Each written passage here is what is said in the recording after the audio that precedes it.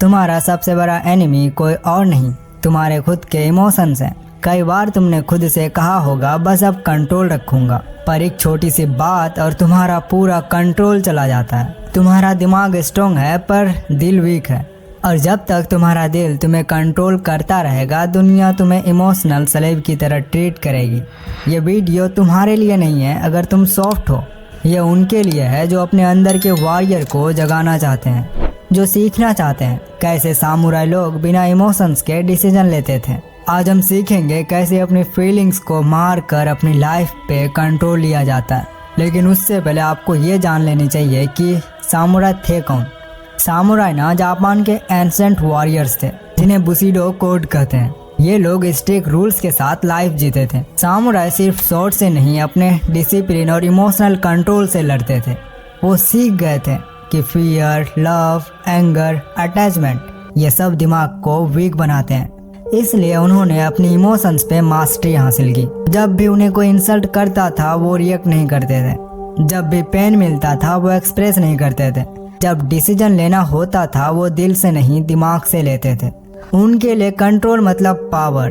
उनका एक golden line था, the moment you let emotion decide you have already lost the battle. इस video को हमने 5 इंपॉर्टेंट चैप्टर्स में डिवाइड किया है ताकि कोई प्रॉब्लम ना हो और आप अच्छे से समझ जाओ, और सभी के सभी चैप्टर्स बहुत ही इंपॉर्टेंट हैं। Chapter 1, the art of emotional death. हर इंसान के अंदर 2 वर्जन्स होते हैं, एक जो रिजेक्ट करता है और एक जो ऑब्जर्व करता है। पहला वर्जन तुम्हारा स्लेव है जो इमोशंस के कंट्रोल में है, दूसरा वर्जन तुम्हारा मास्टर है जो इमोशंस को कंट्रोल करता है। सामुराई ने भी सीखा था कि अगर तुम अपनी लाइफ के मास्टर बनना चाहते हो तो तुम्हें अपने अंदर के स्लेव को मारना होगा। That's called the art of emotional death. Emotional death का मतलब इमोशंस खत्म करना नहीं होता, उसका मतलब होता है उन पे पावर पाना। एक सामुराई को जब इंसल्ट मिलता था वो रिएक्ट नहीं करते थे क्योंकि उसके टीचर्स ने उसे सिखाया था if you react they won you. तुम्हारा गुस्सा, तुम्हारा दुख, तुम्हारा अटैचमेंट सब कुछ कंट्रोल होता है तुम्हारे रिएक्शन से। जब तुम साइलेंट रहते हो तुम जीत जाते हो, जब तुम रिएक्ट करते हो तुम हार जाते हो। बुशिडो कोड कहते हैं कि एक असली वॉरियर बैटल में जाने से पहले ही मर जाते हैं, मतलब अपनी फियर, अपने अटैचमेंट, अपनी इमोशंस सब पहले ही मार दो। जब तुम इमोशनली स्ट्रॉन्ग बन जाते हो तुम्हें कोई तोड़ नहीं सकता। स्टोइक फिलोसोफर मार्कस ऑरेलियस ने लिखा था, अगर कोई चीज तुम्हारे कंट्रोल के बाहर है तो उसे जाने दो।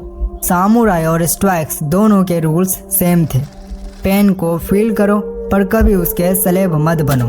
तुम इमोशनल डेथ कैसे स्टार्ट कर सकते हो? Step 1, observe your reaction.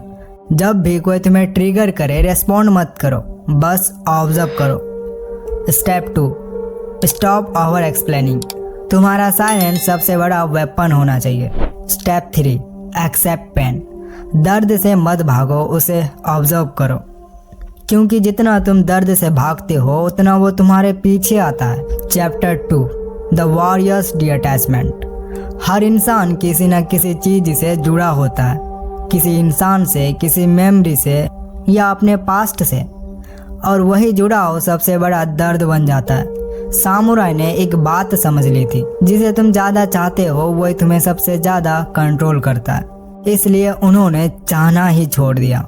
उन्होंने सीखा अलग रहना भी एक कला है। डिअटैचमेंट का मतलब ये नहीं है कि तुम्हें किसी से फर्क नहीं पड़े, इसका मतलब ये होता है कि फर्क पड़ने के बावजूद तुम अपने आप को कंट्रोल करो। अगर कोई जा रहा है तो उसे जाने दो, अगर कोई बात चुभ गई है तो उसे अंदर पलने मत दो, क्योंकि सामुराई के लिए हर इमोशंस एक टेस्ट था। अगर वो चुभे और फिर भी तुम शांत रहो तभी तुम वॉरियर हो। सोच के देखो कितनी बार तुम्हारे अंदर का सुकून किसी और के हाथ में होता है। कोई इग्नोर करे तो तुम गुस्सा हो जाते हो, कोई चला जाए तो तुम टूट जाते हो। ये सब तब होता है जब तुम अपने इमोशंस का कंट्रोल किसी और के हाथ में देते हो। सामुराई के ट्रेनिंग में उन्हें सिखाया जाता था, जो आज तुम्हारे पास है वो कल जा भी सकता है। मतलब किसी भी चीज से तुम इतना भी मत जुड़ो कि उसके बिना तुम कुछ भी ना बचो। वो अपने इमोशंस को उस लेवल तक ट्रेन करते थे कि अगर उनका गुरु भी मर जाए वो एक आंसू तक नहीं बहाते थे। क्योंकि उनके लिए सबसे बड़ा गन था स्थिर रहना। आज के टाइम में डिअटैचमेंट मतलब फ़ोन के नोटिफिकेशन तुम्हारा मूड डिसाइड ना करें, एक इंसान का बिहेवियर तुम्हारा दिन बिगाड़ ना दे और तुम्हारा पास्ट तुम्हारा आज का पीस ना खाए। जब तुम ये कर पाओगे तब तुम सामुराई के रास्ते पे हो, क्योंकि सामुराई ने कहा था जिस दिन तुम्हें किसी चीज की जरूरत नहीं रहेगी उसी दिन तुम सच में आजाद हो जाओगे। डिअटैचमेंट कोई वीकनेस नहीं है, यह सबसे बड़ी ताकत है। जब तुम अलग रहना सीख जाते हो तब तुम सबसे ज्यादा कंट्रोल में होते हो। चैप्टर 3, पेन को दोस्त बनाओ। जिंदगी में सबसे ज्यादा झूठ ये होता है कि पेन बुरा है। नहीं, पेन बुरा नहीं होता, पेन एक सिग्नल होता है। जब तुम्हारे अंदर कुछ गलत होता है दर्द तुम्हें उसका सच दिखाता है। सामुराई लोग दर्द से भागते नहीं थे, वो उसे फेस करते थे। उनके लिए पेन एक पनिशमेंट नहीं, एक ट्रेनिंग थी। तुम नोटिस करो, हर ग्रोथ दर्द से ही आती है। जिम में मसल तब बनता है जब वो टूटता है, कैरेक्टर तब बनता है जब इंसान गिरता है। पर आज के लोग दर्द से भागते हैं, थोड़ा फेल हुए गिव अप कर देते हैं। सामुराई के लिए दर्द एक मिरर था। वो कहते थे जितना दर्द मिले उतना मैं और मजबूत बनूंगा। हर सामुराई को बचपन से सिखाया जाता था पेन से मत डरो, उससे दोस्ती करो।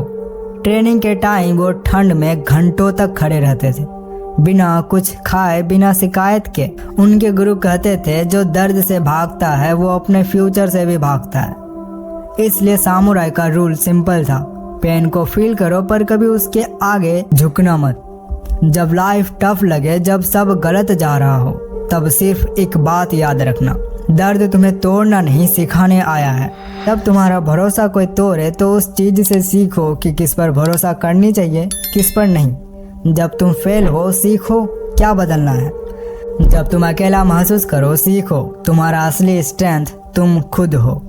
दर्द हमेशा कुछ न कुछ सिखाता है, पर सिर्फ उन्हें जो सुनते हैं। सामुराई लोग रोज एक रिचुअल करता था, अपने दर्द को लिखता था और फिर अपने आप से कहता था मैं जिंदा हूँ इसलिए दर्द महसूस हो रहा है। फिर वो मेडिटेशन करता था ताकि दर्द से भागे नहीं, उसे ऑब्जर्व करे।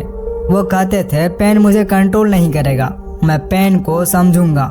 जब तुम पेन से दोस्ती कर लेते हो दुनिया का कोई भी अटैक तुम्हें तोड़ नहीं सकता, क्योंकि जब तुम समझ जाते हो पेन दुश्मन नहीं टीचर है, उस दिन से तुम सामुराई बन जाते हो अंदर से। Chapter 4, cold mind warm soul. Samurai के चेहरे पे कभी इमोशन नहीं दिखता था, ना खुशी, ना गुस्सा, ना दुख।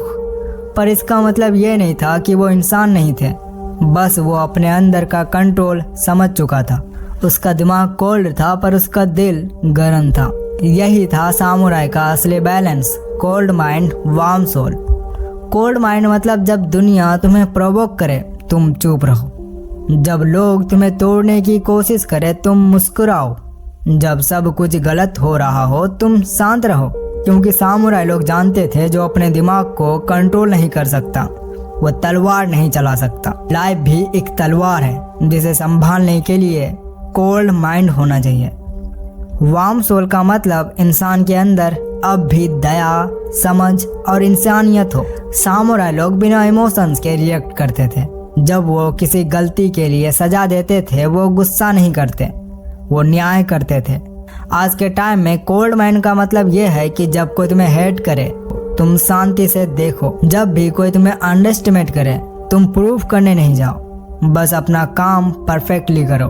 Chapter 5, the death of all self. हर इंसान के अंदर एक पुराना वर्जन रहता है जो हर बार इमोशनल होता है, हर बार रिएक्ट करता है, हर बार सेम गलती करता है। और जब तक वो वर्जन जिंदा है तुम कभी फ्री नहीं हो सकते। सामुराई ने सीखा था कभी कभी जीने के लिए मरना पड़ता है, अपने अंदर के पुराने रूप को मारना पड़ता है। तुम्हारा ओल्ड सेल्फ कौन है?